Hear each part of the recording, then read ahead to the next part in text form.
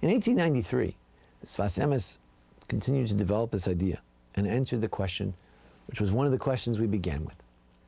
The Haggadah says that we need to talk about the meaning of the Pesach, the meaning of the matzah, and the meaning of the moror.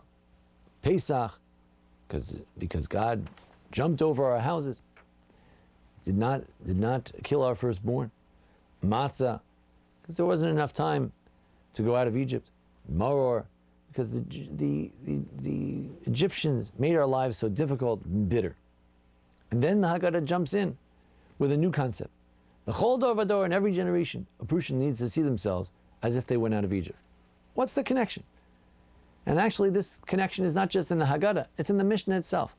We go from the Pesach, the Matzah, the Moror, to the idea that in every generation, we need to see ourselves as if we went out of Egypt.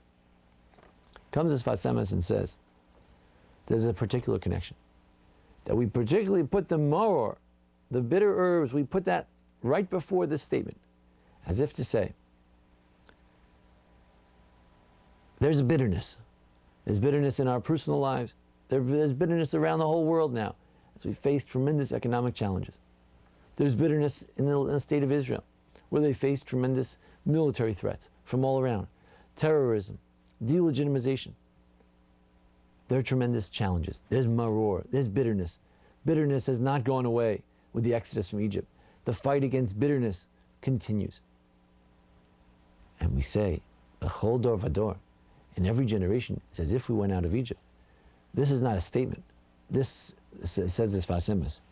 This is actually a prayer. It's a prayer that we should be redeemed from the maror of the day, the bitterness of that particular day. Connecting this with the theme we started out with, the theme of the grand exodus of the Jewish people and my personal exodus. The prayer at the end of the Haggadah is saying, I pray now for my communal exodus from the bitterness of economically difficult times, the bitterness, the challenges that the state of Israel faces, bitterness that Jews around the world faces with rising anti-Semitism. And then I pray that it should be as if in this generation I'm going to get out of Egypt personally. I'm going to get out of my personal bitterness. Whether it's something that I'm angry about that I need to let go, whether it's something that's a personal challenge I need to overcome, whether it's something that's a challenge in my environment that I need a salvation from God from. This is our prayer. By the end of the Haggadah, we say, yes, we've talked about the Exodus, but I want to use this as an opportunity to make a prayer to be saved from the moror, from the bitterness. And I'd like to make one additional point. The Haggadah goes to great lengths earlier on when it's interpreting all the verses to say, Ani Hashem, I am the Lord your God. It was I who took you out of Egypt. Ani v'lo malach. I took you out of Egypt. It wasn't a messenger. It's not that Moses took us out of Egypt. God took us out himself. Ani v'lo hashaliach. It wasn't through any kind of messenger. Ani hu v'lo acher. It was me, it was I, and no one else. No one else took us out of Egypt. It was God himself. This is not an opportunity for God's various surrogates, his army of angels, to come and redeem us. When it comes to the Exodus, it's a personal thing. God takes us out personally. I'd like to connect that idea with what we've been talking about so far. Notice how we said that the Exodus is not about simply the entire nation of Israel, some impressionistic view of the masses of Israel getting out of Egypt. No. There's something much more personal about Exodus, about the Yetziat Mitzrayim, about going out of Egypt. It's me. It's not someone else. It's not someone from a long time ago.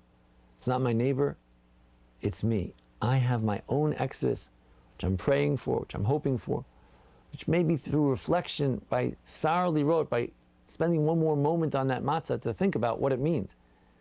Maybe I can ask God and pray that I can get out of that difficulty, that bitterness. Maybe the potential for getting out of that bitterness is right here, right at the season of Pesach, and particularly at the night of the Haggadah. Maybe that's the greatest potential.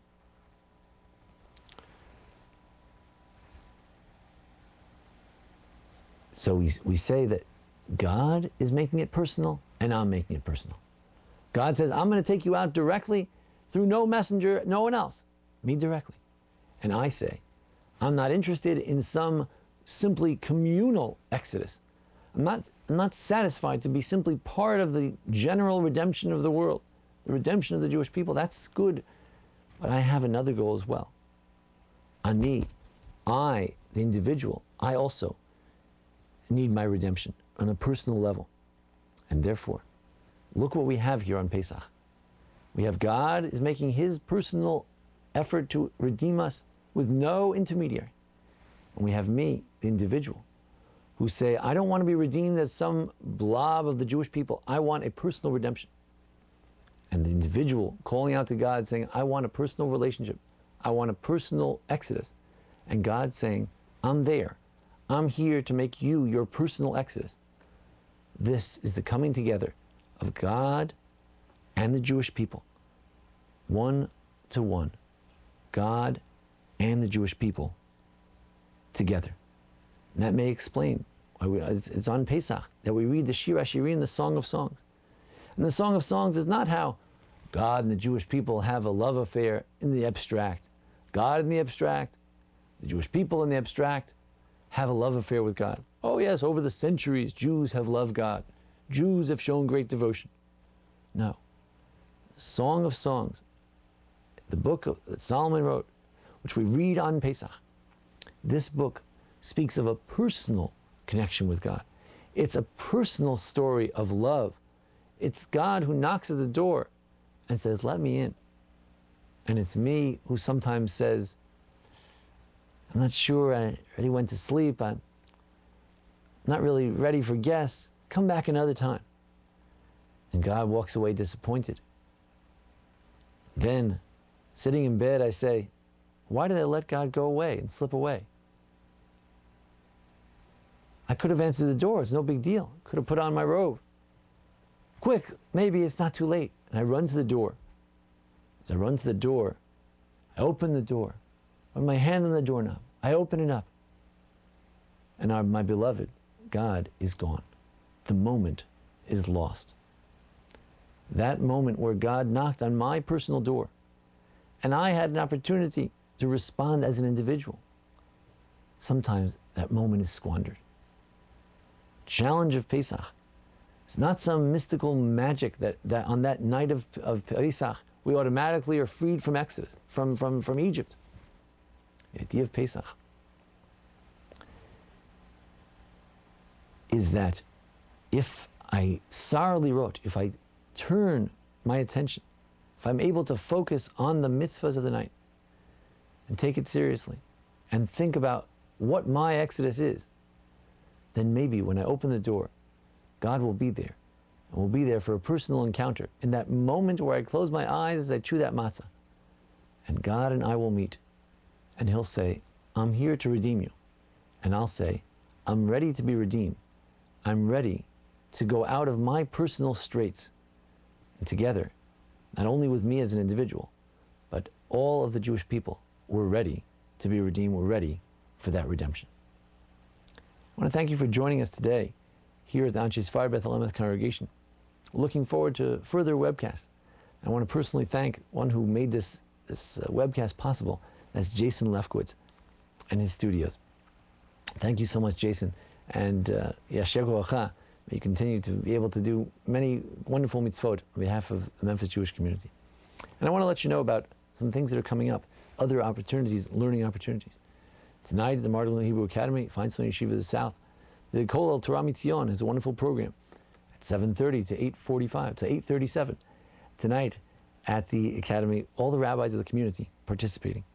This Sunday, we have a wonderful opportunity at Akiva Institute. Come to davening, come to our breakfast at 9 o'clock, come to our different classes at 9:30, or for latecomers, second class, 10:30. All kinds of opportunities about Pesach, special blessing over the sun, which we'll be saying the eve of Pesach this year on April 7th.